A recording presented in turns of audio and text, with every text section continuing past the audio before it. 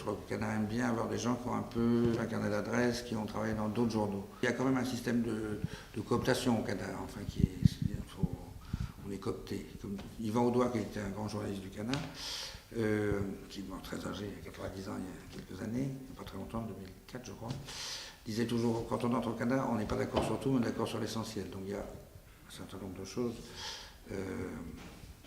On sent si quelqu'un a la fibre satirique. Beuve-Méry, le fondateur du Monde, disait pour faire le Canard enchaîné, il faut des dispositions. J'ai rencontré une fois Renaud, le chanteur, et c'était peu de temps, pas très longtemps d'ailleurs, j'avais 38-39, j'avais pas rentré au Canard. Il m'avait dit, ah bon, mais je croyais que tous les.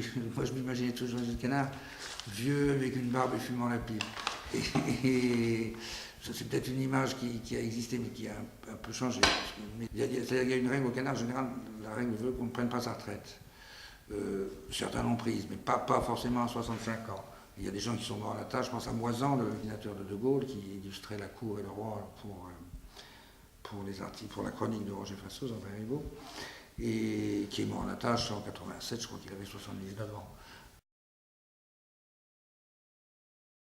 Sans que ce soit forcément des affaires, il y a cette faculté ici, comme au Canard, de sortir des informations qui ne sont pas nécessairement, pas forcément bouleversantes. C'est pas le scoop que tous les mardis soirs, mais il y a comme des informations qu'on peut sortir et que